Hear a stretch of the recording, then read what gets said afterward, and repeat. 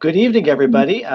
My name is Jeremy Holmes. I am the Director of Ride Solutions, and I want to welcome you to tonight's live Q&A and panel discussion of some upcoming legislation that will be making its way through the General Assembly that's going to have an impact on bicycling and safe cycling throughout the state of Virginia, as well as our part of the state here in Central and Southwest Virginia. So we're going to discuss the legislation a bit more broadly, but we have some folks here who are going to dive a little bit more into what the impact of that might look like here, as well as some broader issues about work that's being done and needs to be done to improve the position of cyclists in our part of the state. As the region's commuter assistance program for Central and Southwest Virginia, Ride Solutions has a real keen interest on practical and transportation cycling. So to the extent that I'm asking questions and kind of helping the conversation move along, there's going to be a real focus on that. Nonetheless, we recognize that recreational cycling is extraordinarily important to the economies of the regions, public health, all kinds of issues. And so we want to make sure that those parts of cycling that supporters of recreational cycling are also involved in this conversation. So tonight, to explore this issue, we have with us a couple folks, experts in their fields and bike enthusiasts in their own right. And so I'm going to go through and introduce everyone who is on the panel tonight. We're going to start with Brantley Tyndall.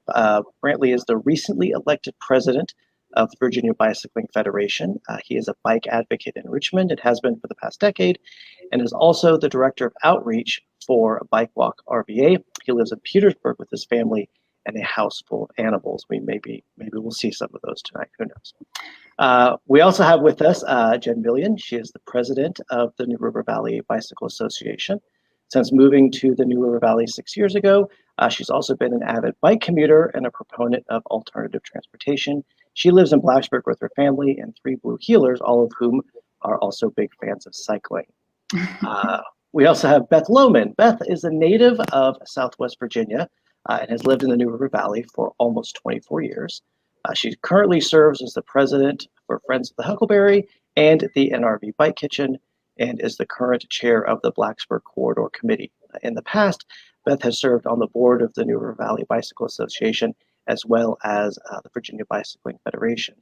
And finally, we have with us Steve Ambrose. Steve is the owner of Downshift Bikes and Brews here in downtown Roanoke, and himself is a member of the Virginia Bicycling Association. So thank all of you for being with us tonight and helping us have this conversation and learn more about what we can expect from this legislation, and then maybe some next steps.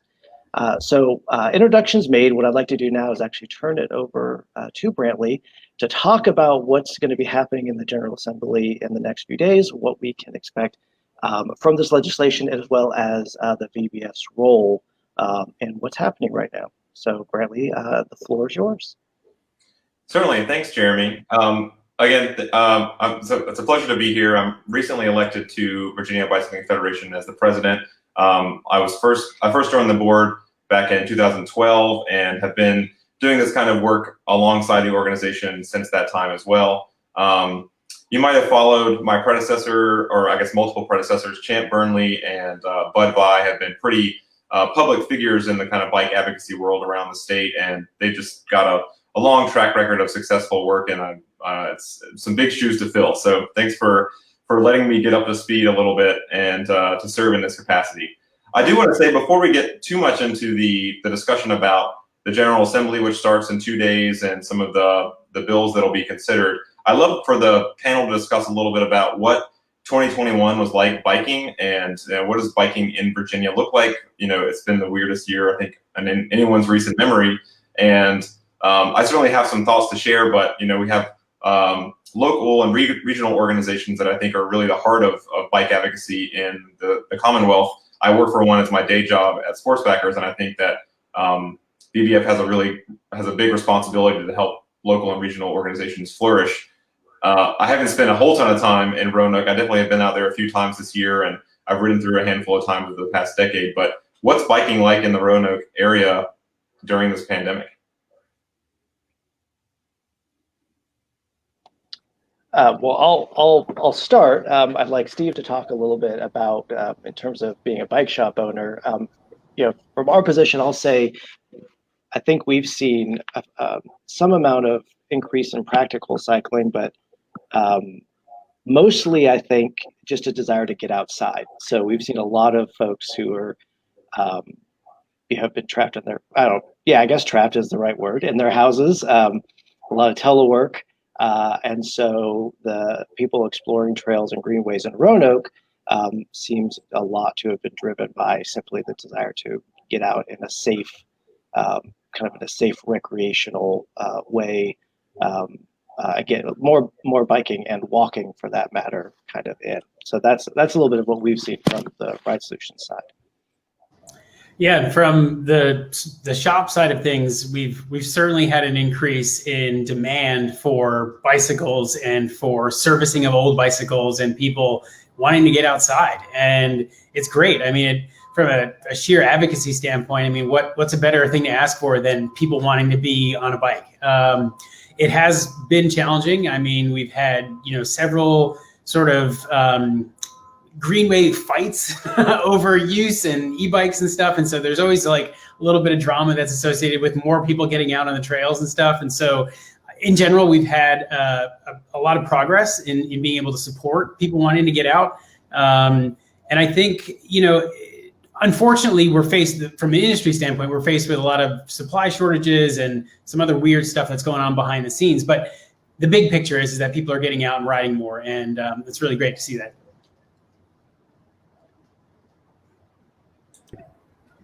Jen, do you want to? Sure. I'll add from a transportation standpoint, at least in Blacksburg, we are a university town. Virginia Tech, you may have heard of it. So we have also seen the shift of people utilizing cycling more for transportation as opposed to mass transport, like the bus system, because of the pandemic and because of limitations for how many riders the BT could have. There's been definitely an uptick in student bike use as well.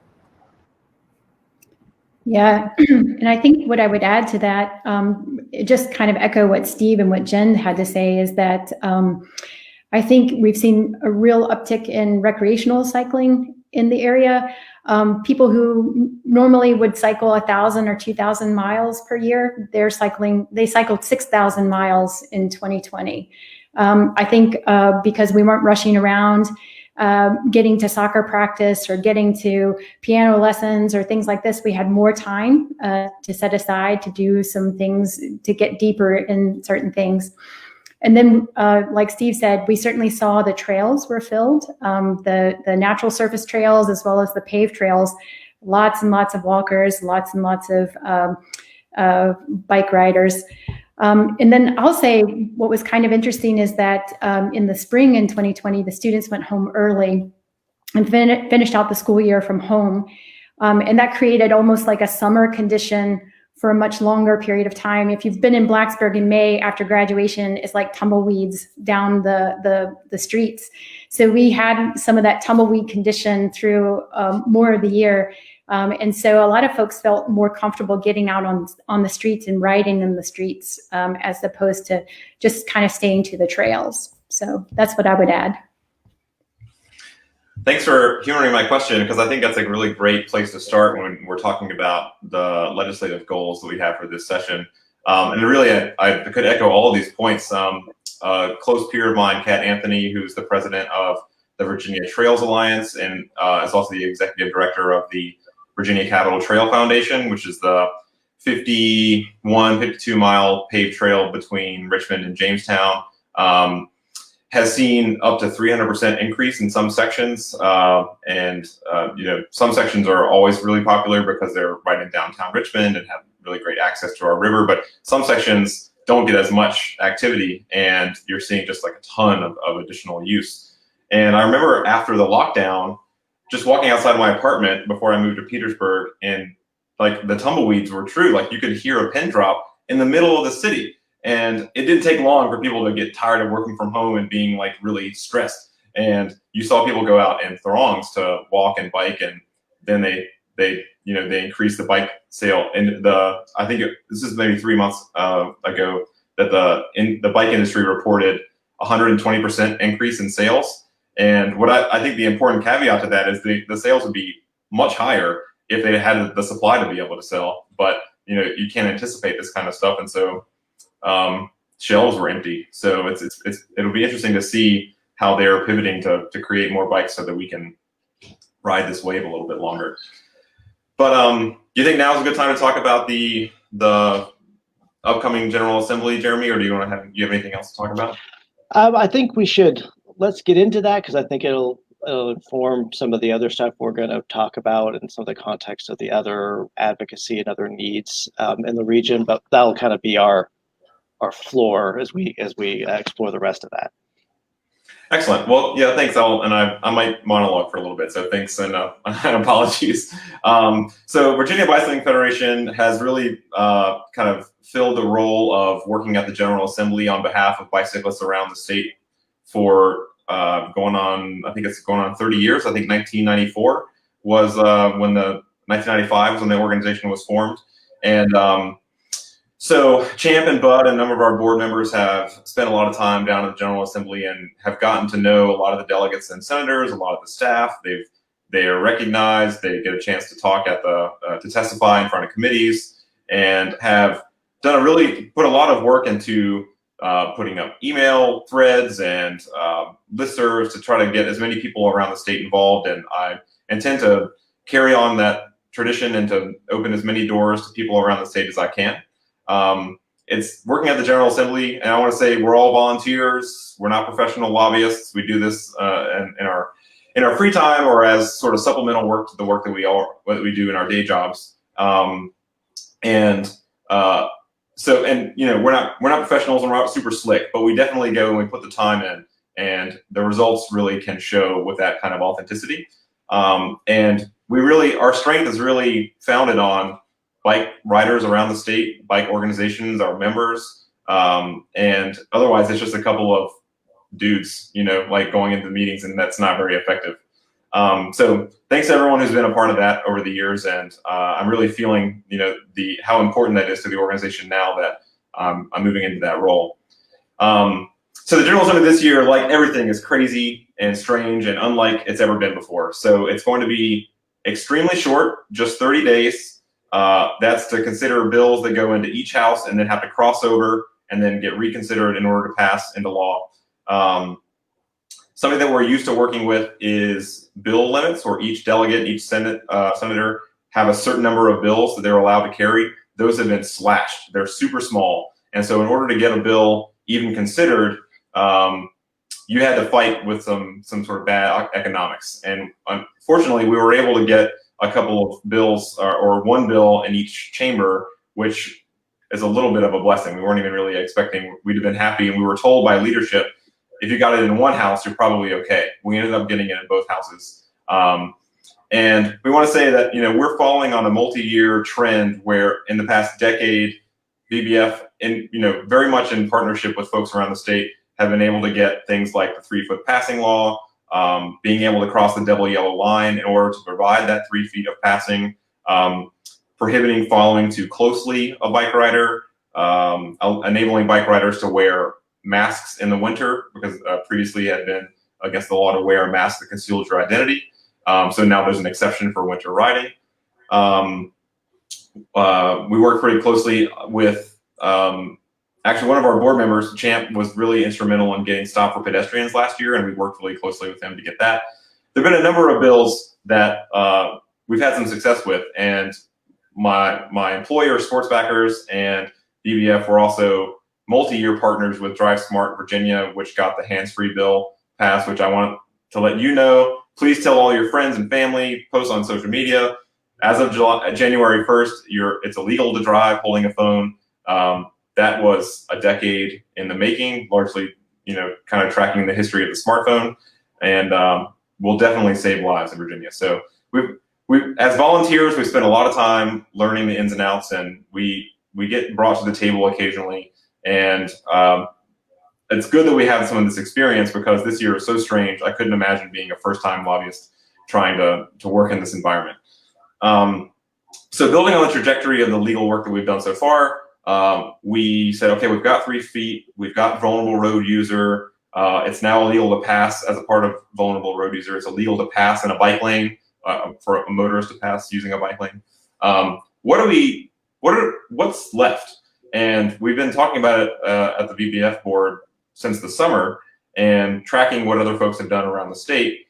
And we put together a bit of a ambitious, bold package that I think have really improved the way people feel riding, the way drivers pass bicyclists, and honestly, the shared experience on a street or road that could be harrowing for both parties, for the driver and for the rider, or for onlookers and people sharing the same public space.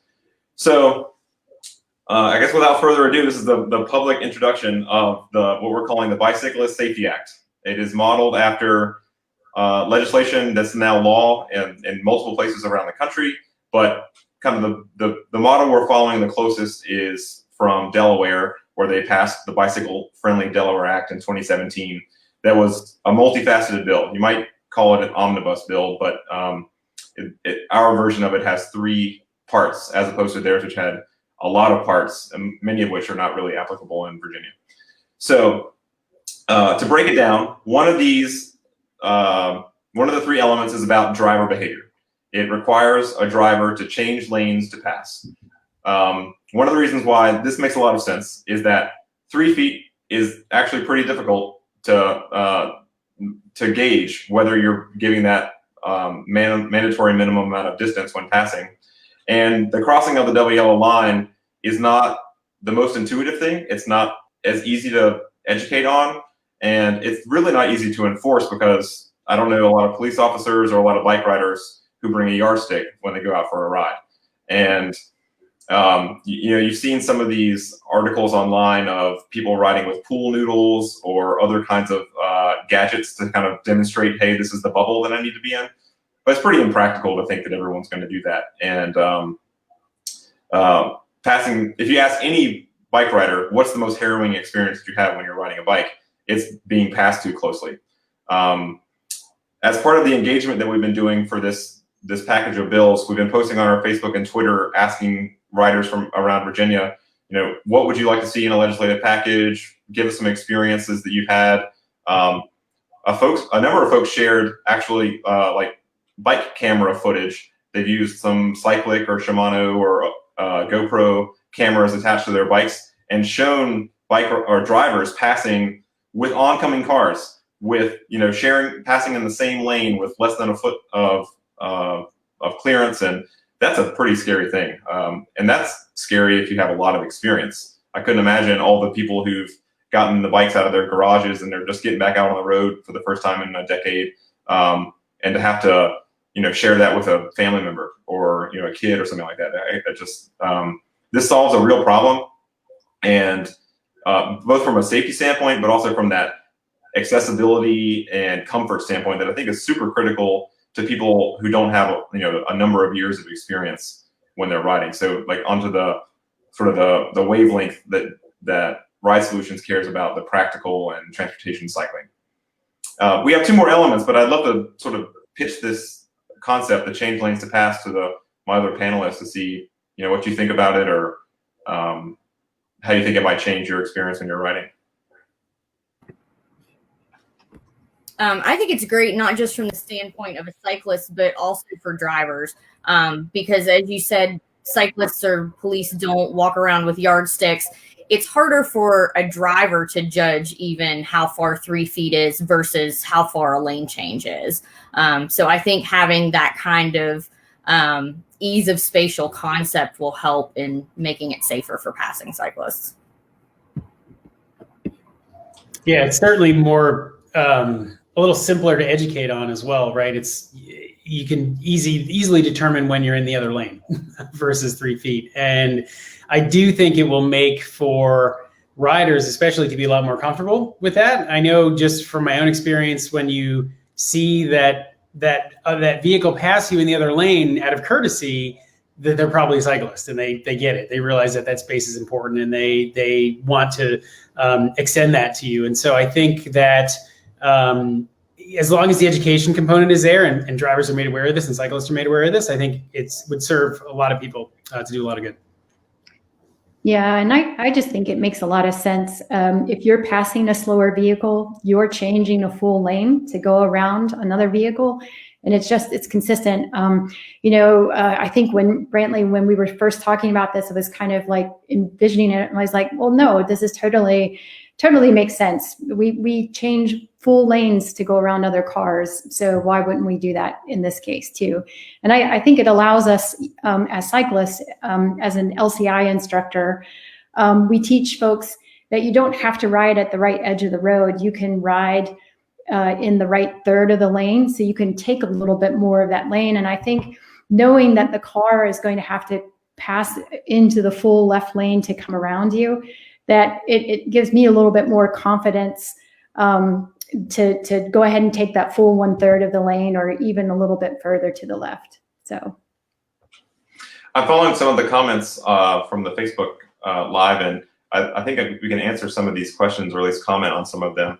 And Lisa says something to the effect of, what about the move over law? Like, can we kind of conform our change lane to pass, or how we pass bicyclists with that? I think this very much does the same thing. One of the main advantages to the change lanes to pass is almost no lanes. I mean, there are lanes that are wide enough to be able to share, but most lanes really are not wide enough to share with a car and a bike rider to provide that 3 feet. So when the kind of the typical maneuver to pass a bike rider is to be forced to change lanes, then it's super easy and clear to communicate. You pass that bike rider just like you would pass a stopped car, or I guess if it's legal, like a post person or a mail carrier or something like that, a slow moving vehicle. It really streamlines the behavior. It also, according to the League of American Bicyclists, 45% of fatal bike crashes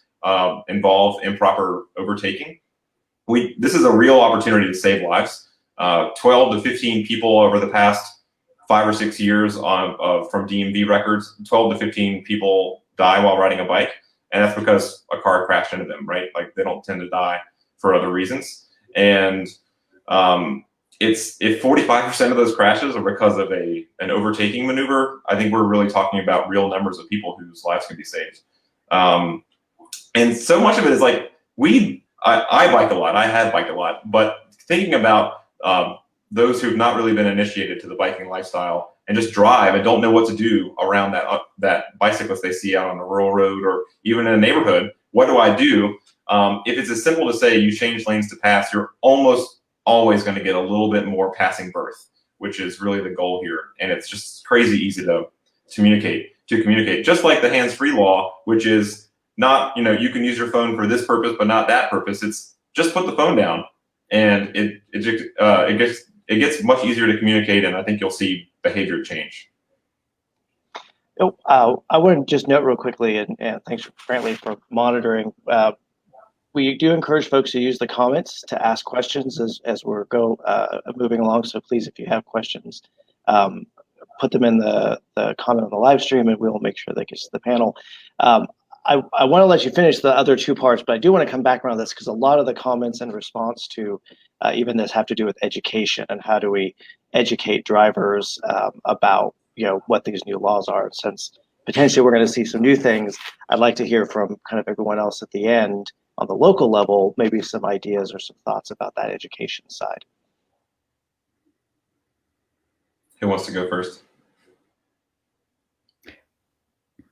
Well, I can say that, so Sports Backers, my day job, has a really great relationship with Department of Motor Vehicles, and we're cycling and we're biking and walking advocacy nonprofit, and Department of Motor Vehicles has a highway safety office that offers grants to do educational work. We've been doing it for a long time, largely focused on pedestrian safety, but as laws change related to hands-free or 3 feet to pass, they have funds to be able to make educational materials. And if you've seen the Sharing the Road guide, they help pay for that. That wasn't ours, that was some of our partners in Northern Virginia.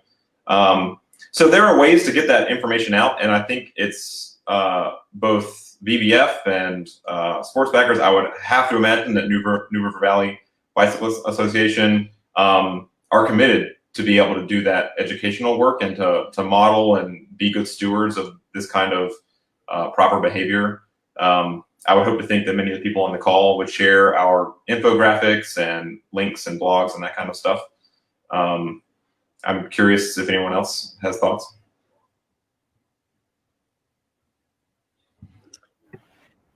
Yeah, I think that I think if you're going to pursue a large agenda like this during this session, that certainly a proportionate educational program to come along with it would be appropriate. And I certainly think that that's something that VBF should lead the way and organize. And I'm sure that the regional organizations would support that and chime in. So. Just a little bit off topic, but does anybody know if there was a campaign around the move over for emergency vehicles law that was recently passed? I mean, something like that could be copied, right? For sure.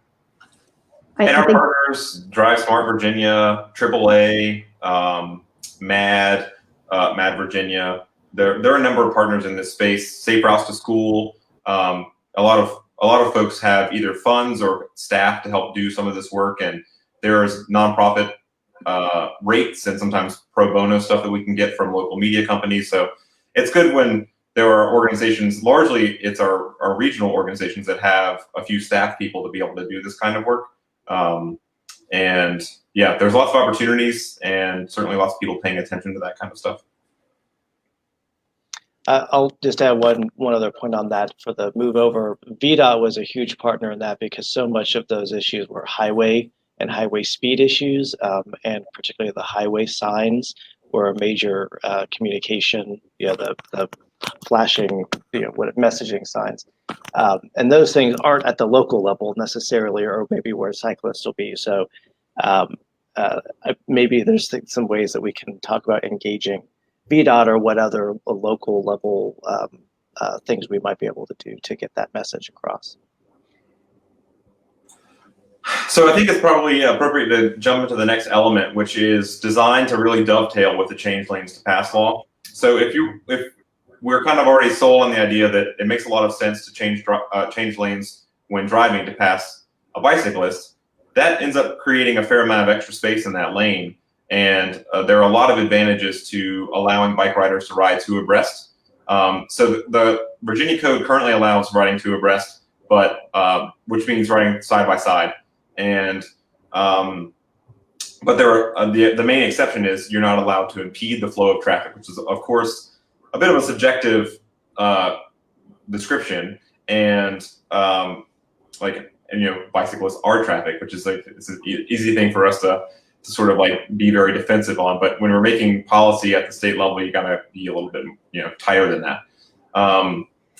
But if you have this lane that you can work with, and you can remove the requirement to single up, there are actually advantages for both drivers and people in that biking group. And I think a lot of folks think when we think of a biking group, we think of one of my favorite terms, mammal, middle-aged men in Lycra, which is like, we love you, I'm on my way, but there's a lot of other kinds of bike riders too. And if you think about families being able to ride together, parents on the outside of kids is super critical, and it's currently illegal. Even in residential areas like business corridors and little low-speed areas, it's a real problem for being able to create an accessible, safe place for people to ride. It's super highlighted in this pandemic world where we're like, parents are now homeschooling their kids and they've got to get out for physical education, or they've been inside 20 hours a day forever and they need to get outside to blow off steam and get some mental health and get some exercise. So I know our friends in Kittical, Mass, up in Arlington have talked about this a lot and have been in a lot of our legislative calls to talk about the importance of family biking. So the advantages for the bike rider make a lot of sense. You don't have to make this separate maneuver to go from riding two abreast to riding single file, which takes some time, which can lead to conflicts among the riders. Wheels touch or the road conditions change, and I'm not sure how many crashes happen because of that, but it does just kind of turn up the odds a little bit. On the second hand, if you've got 6 riders riding together and they're riding 2 abreast, they're only 3 deep. But if you have to wait 5 or 10 seconds for them to single up, and then now they're 6 deep, you might have missed your opportunity to make that clean pass because now there's an oncoming car, and you have to pass something that's 30 feet longer. So the passing maneuver itself takes longer. So many of those crashes that the League of American Bicyclists, the national bike organization, talks about, that end up being a fatal crash for the bike rider, are because of coming in too soon at the end, or they didn't give enough room all the way around because they try to pass while there's an oncoming car. So if we can say, you must change lanes to pass, you are really reducing the chance that someone's going to try to pass with an oncoming car, because you know that you don't have that room to work with anymore. It's certainly not perfect, but I think you'll see those rates go up a lot better. It's because it's so easy to communicate, and you'll see passing behaviors improve for both parties. I've been on a number of group rides in my life, everything from very race-oriented group rides to riding with families to doing bike tours with lots of stopping and very casual riding. People who don't ride all the time take up more room because they wobble a little bit. Their bikes might be a little bit wider, and they're not riding illegally. So our laws need to be able to allow them to ride with proper spacing, and also fully with the driver in mind as well, to let them get around more cleanly. There's a question in the chat about group rides on rural roads and concerns the rural drivers of being stuck behind big groups. Since Jen and Steve, I know you guys have both no doubt been involved in big group rides, and Jen probably more on rural roads maybe than what I've seen in Roanoke. So I don't know if you have some immediate thoughts or responses to the benefits of that proposal, or the practicality of something like that if you're riding on a narrow 2-lane rural road. I think one of the biggest sticking points is what Brantley said. Regardless of how many cyclists you have in a group, it's going to be faster to pass them if they're doubled up instead of single file. One of the other comparisons that I like to make is that if you're on a rural road and you're behind a tractor, you're still going to have to completely change lanes to pass that tractor. It's taking up no more space, and most of the time moving no faster than a group of cyclists. And ultimately, it is safer for everyone involved.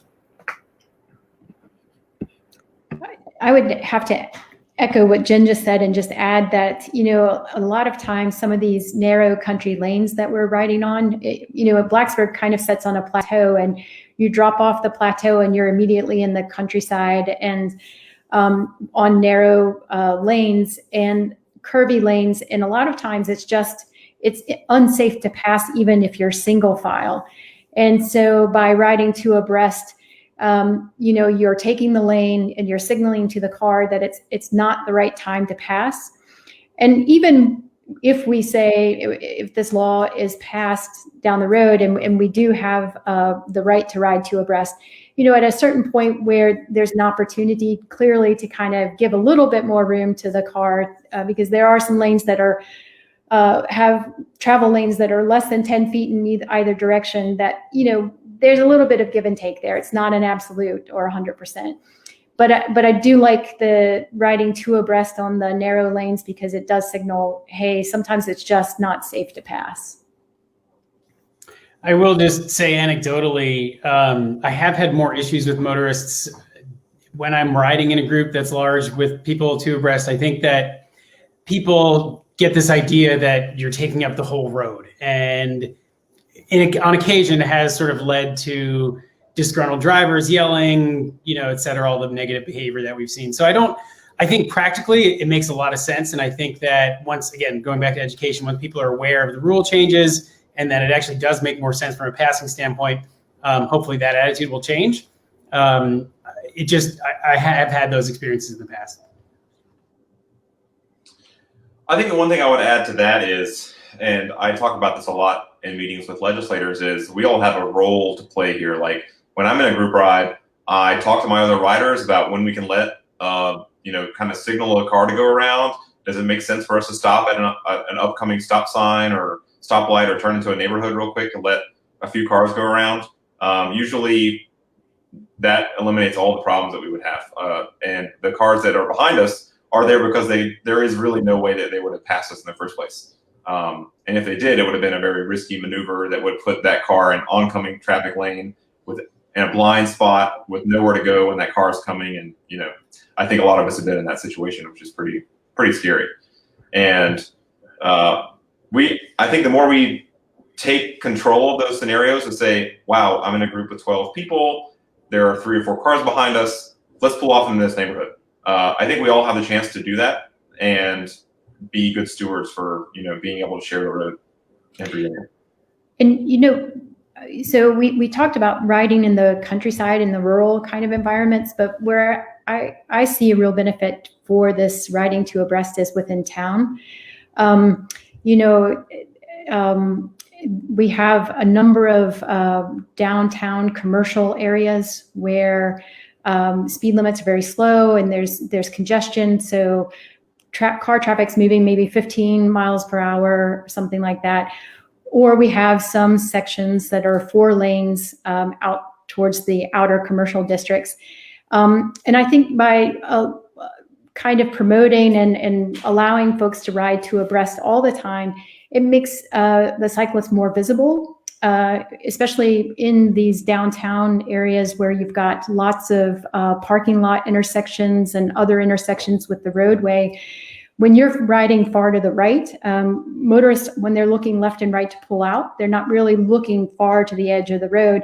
But if you're riding two abreast with a buddy, you're highly more visible. And I think that brings a higher level of safety for folks riding in an urban environment. So.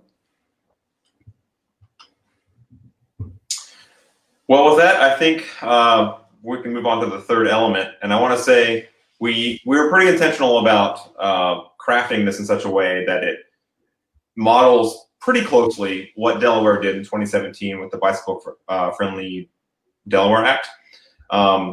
Because these 3 things added together and implemented all at once can make a really big splash on our experience as bike riders and frankly from the sort of safety numbers side of things. And I'll get into some of the data for what we've seen from other places where these laws have taken effect. But let's talk about the third element next, which is something that we're probably all going to be familiar with. It's traditionally been called the Idaho stop because it was first passed in Idaho in 1982. It's now law in 6 states in the U.S., and so it's not really appropriate to call it the Idaho stop anymore. It probably means your issue will be dead in the water when it hits committee in Virginia. So we decided to call it the safety yield or the safety stop. And what that means is you might have heard it called, and I'm going to definitely air quotes this, like a rolling stop. That's not how we want to frame it. What we want to say, and we're very particular about this, is bicyclists must yield at stop signs. So it's not about blowing stop signs, and it's not about blowing red lights. This wouldn't actually change how a bicyclist could use a red light at all. But the third element of the Bicyclist Safety Act would be to require bicyclists to yield at stop signs, which is a change from requiring bicyclists to stop at stop signs. So there, it's pretty simple to understand. Once you've ridden the bike enough, you have either sort of hope no one was around, and you just kind of gently roll through a stop sign, and you realize, wow, that wasn't particularly unsafe. That actually was okay. And I just went through this intersection at 2 miles an hour where I could see everything, instead of having to stop, which, put a foot down, get back up to speed, wobble around a little bit, maybe miss my pedal or something, some of the things that all this kind of little idiosyncratic things that we can do as bike riders.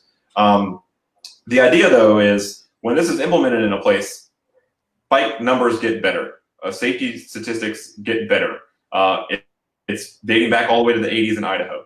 So when they implemented it in Idaho, they saw a 14% reduction in bicyclist injuries in Idaho after implementing this law. Then a subsequent study found that cities in Idaho were 30% safer by the numbers than comparable cities around the country. Fast forward 30 years, and the Bicyclist Safety Act passes, or the Bicycle Friendly Delaware Act passes in Delaware.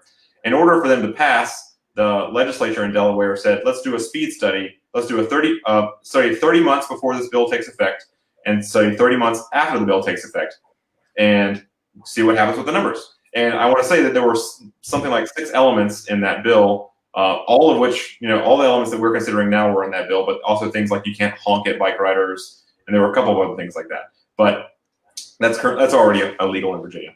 But when in that A/B comparison, they saw, and this includes the safety stop, they saw an 11% reduction in bicyclist injuries overall, just overall. And they saw a 23% reduction in bicyclist injuries at intersections, which is where the safety yield or safety stop has its biggest effect, right? And so why do we think that seems kind of counterintuitive? Does it make sense for bike riders to be able to, I'm saying again, roll through a stop sign, as in properly yield? It actually makes a ton of sense. One, bikes work through physics in a way different way than cars do. Having momentum actually gives us a lot of advantage. It eliminates or greatly reduces the chances of getting rear-ended.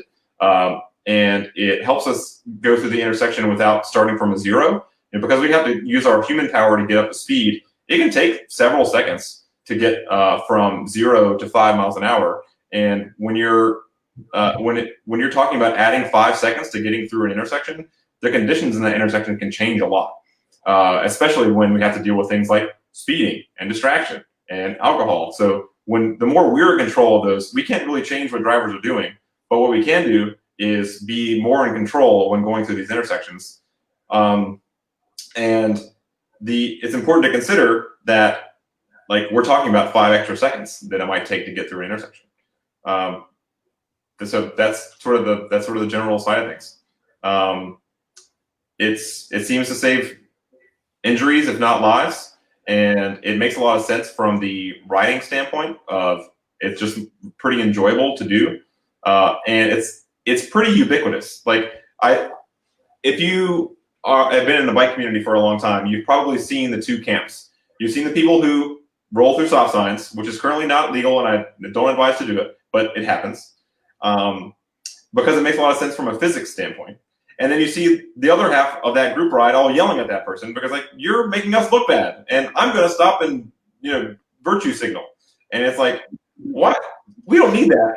It makes a lot of sense. And I want to add another point to this, and I just moved from Richmond to Petersburg, and Petersburg is well known for not having the greatest economy, not having the greatest social numbers, because of a long history, but basically the major employer left Petersburg a long time ago, and there's a lot of poverty here.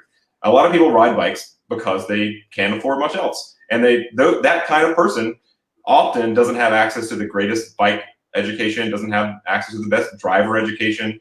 They ride bikes because they need to, and they just kind of do their best to kind of make do. Those kinds of folks often don't stop at stop signs. Those kinds of folks often get pulled over. Unlike me, I've never gotten a ticket for it. So sort of legalizing a behavior that already makes sense, that makes sense from the safety numbers demonstrated over decades on both sides of the country, and eliminates a reason for someone to get pulled over, I think makes a lot of sense in today's world. So I'm happy to have Steve, Jen, and Beth, tell me about your experience. And I do also want to recognize that it has a counterintuitive element to it. So, like, just think about it for a little while, give it an open mind, because it's not just like we're the first people to try this out. I tend to look at things with cycling from the viewpoint as a parent, because I have kids, and that makes sense. And with regards to the losing momentum and how much longer it takes to get through an intersection, particularly when you're riding with kids, that grows exponentially if you have to actually stop. We have a few 4-way stops in downtown that are particularly hectic and more difficult to navigate. And most times the cars aren't stopping at those stop signs.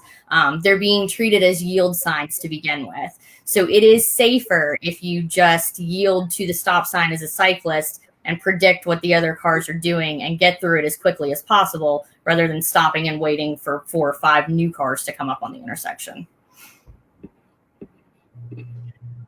Yeah, Jen's right. There's quite a number of four-way intersections here in Blacksburg that have stop signs, and I saw several people post in the comment section, like, how many cars come to a full stop anyway. So I agree with that. This is the one where I'm going to deviate a little bit. I think this is probably the one that I think before our session this evening, we were kind of chatting about this this proposal. And Jeremy, did you ask like the scofflaw kind of perception of this particular action? What was your question? Yeah, so one of the questions I had prepared to ask was one of the things that cycling advocates deal with a lot is this idea of the bike scofflaw. So, to the point of if a bicyclist behaves in a way that drivers often behave in when it comes to obeying traffic laws and so forth, that often negatively affects perception of cycling. And you'll remember the one bike scofflaw, and you'll forget the 10 other drivers who blew through the same intersection.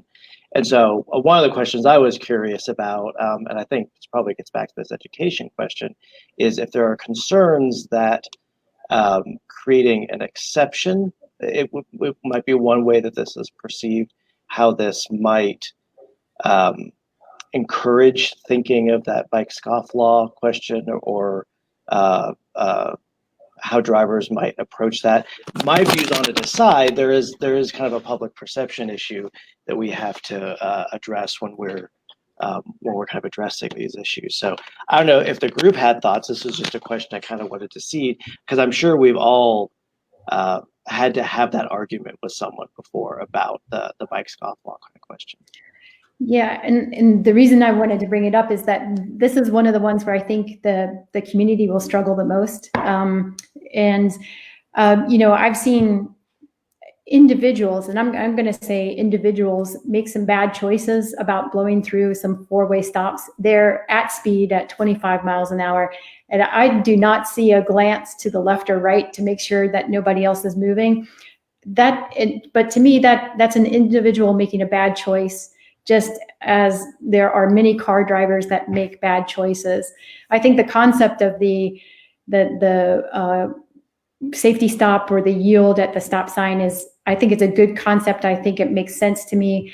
But I'm a little concerned about cyclists who are going to really swing the pendulum and take that as I don't have to yield at all at a stop sign. So I think that's going to be a challenge.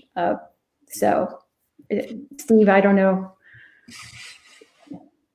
I just think about it from a transportation cycling standpoint, and how being able to connect point A to point B through more neighborhood streets without having to worry about stop signs is going to be a huge advantage for people. I agree with you, Beth, about the perceptions of scofflaws and how that's going to be a challenge.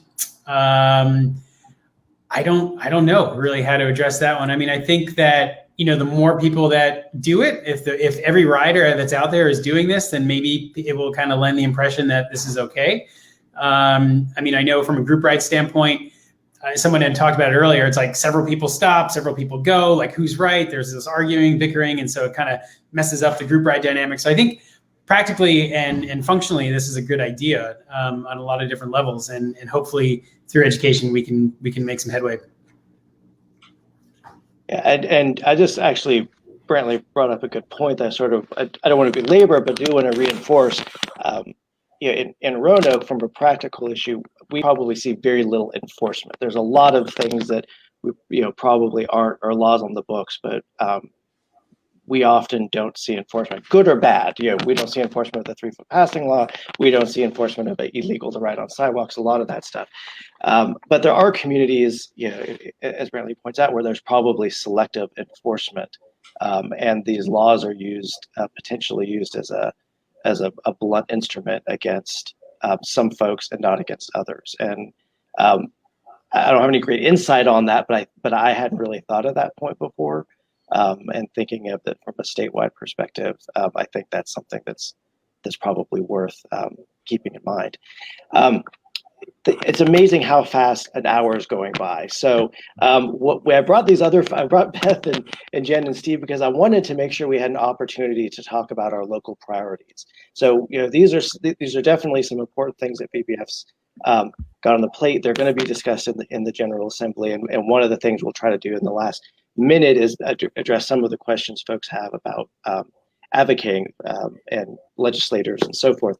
But I wanted to give Jen and Beth and Steve, and unfortunately we've got about 10 minutes to do this, but a chance to talk about, as advocates locally, what are the biggest priorities that you think are facing our region in Roanoke and Blacksburg? And I'm going to wrap that into another question I had, which is some next steps. So, what happens if this legislation goes through? What are the apps that it's not hitting that affect potentially more ridership in Roanoke and Blacksburg? And what are the things we should be looking for next in some of the discussions you're having in RVBA and Steve and the kind of the local cycling groups in Roanoke? And whoever wants to go first to kind of start tackling that, feel free.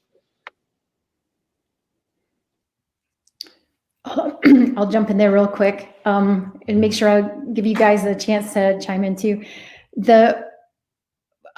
For us, one of the things that we have been really talking about a lot in Blacksburg, especially in the corridor committee, is we have a number of construction projects and development projects that are coming through. And so we have an opportunity to review those projects and weigh in and try to bring the bicycling and pedestrians perspective to those project reviews.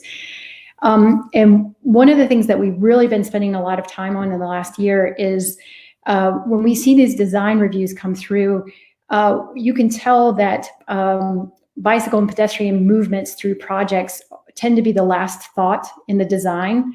They do all of the conceptual design for the layout of the buildings and the movement of car vehicles through a new development.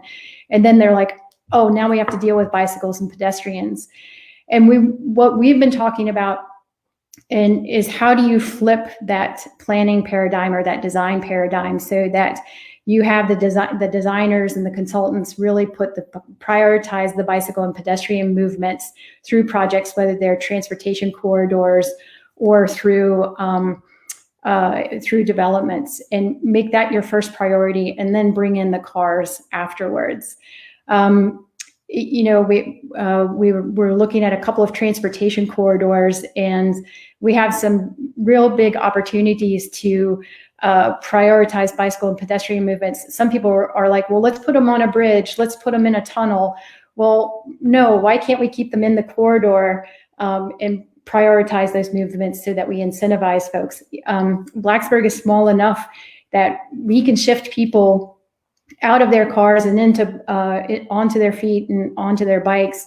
And but it really takes some changing of priorities in order to do that. So that's one of the things that we've been really trying to change the dialogue in those design reviews. So Jen or Steve? Sure, I can jump in from there.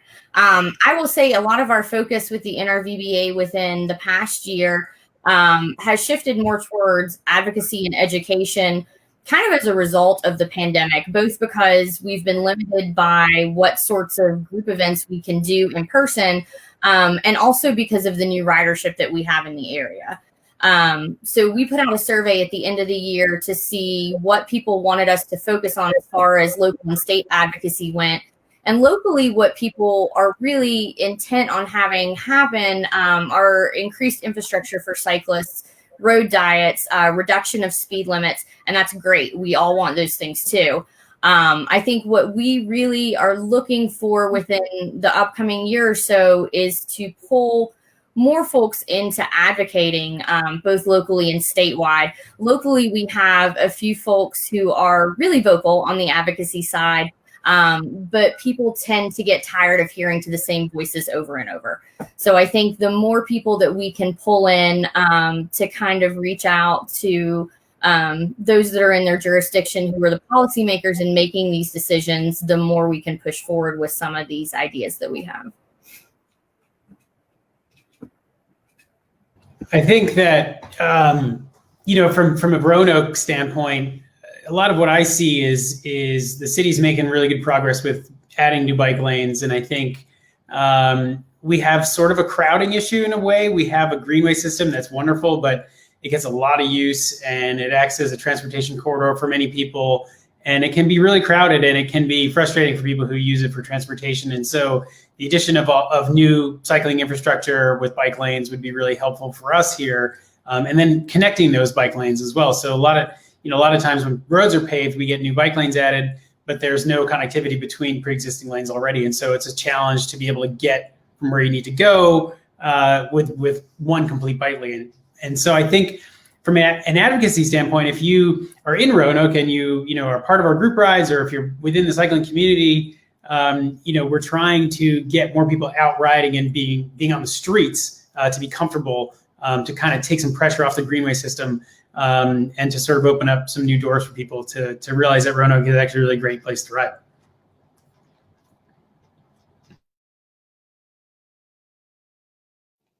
Yeah, I'll kind of sum that up, and I think that we've heard a lot about infrastructure. So yeah, I think the legislation that's making its way through, the talking about behavior and opening up some opportunities for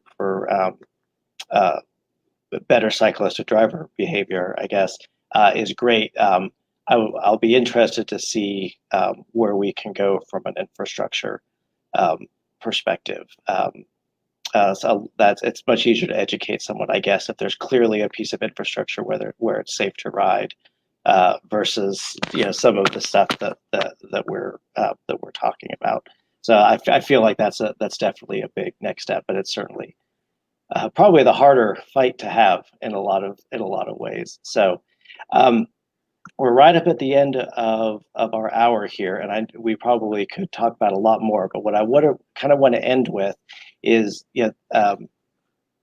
Jen's point is this is an opportunity for folks to get involved. All of us probably on this call have stood before an elected official or a planning commission or something. They knew who we are. They know what we want when we come walking in the door, and they may not just be interested in listening to us ask again. So the more people that are advocating, and particularly if you are a family, if you're talking about the impacts on your neighborhood, you've got a great story to tell. So maybe everyone can go around if someone wants to get involved in advocacy, and they want to work with your organization or with your group, how do they reach out? And Brantley, there are a ton of comments that we didn't even get to, asking some specifics about the legislation, and I know there's still some things happening. So maybe where can people go, real quick, to find out what's happening next, and how to follow the legislation. So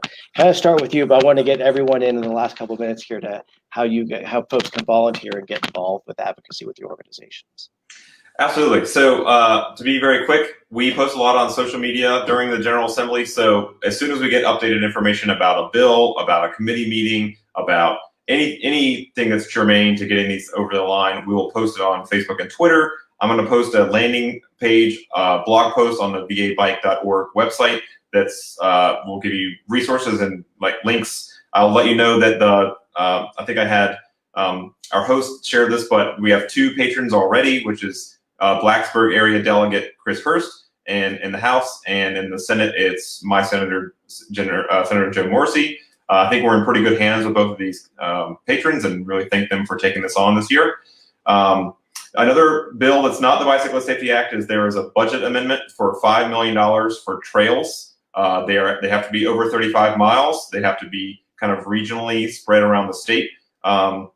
And that's we'll be having some action alerts to support that as well, because that's we want to make sure that we're investing in these kinds of trails as well. And we're working with the Virginia Trails Alliance to kind of follow their lead on that. So follow Virginia Trails Alliance, follow Virginia Bicycling Federation. But I really want to say, get super involved with your local organization. That's where you're going to get a lot of your infrastructure money. I do that for my day job, and VBF doesn't have a huge role with getting, we certainly do have some role, but if you want bike lanes in your community, that's working with your supervisors and your city council people.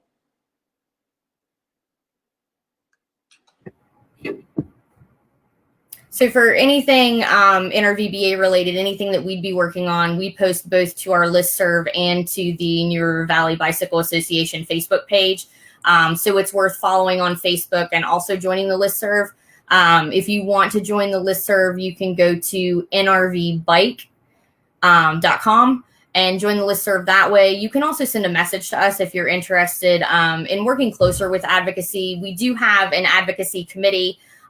There's no requirements for it. There's no formal election process. If you want to help, we are happy to put you to work doing so. So please do reach out if you'd like to help. And if you live in Roanoke, you're welcome to follow the Downshift Bikes Facebook page. We will announce any upcoming advocacy things that are happening in the Roanoke area that we may need your participation with. And so that's kind of the best way to keep tabs on what's happening in Roanoke, is we'll post to our page some information. And I'll add that the town of Blacksburg has a Citizens Institute. And if you've not checked out the Citizens Institute, I would recommend that folks do that. It kind of introduces you to all of the planning processes and all the departments in the town. And once you complete that, the council looks favorably upon folks who've completed that course. So if you're interested in joining something like the Corridor Committee or the Parks and Rec Committee, you can put your application in and get involved in those kinds of committees where you get an opportunity to kind of, you've got a more direct channel to town staff and kind of shape some of the conversation about projects.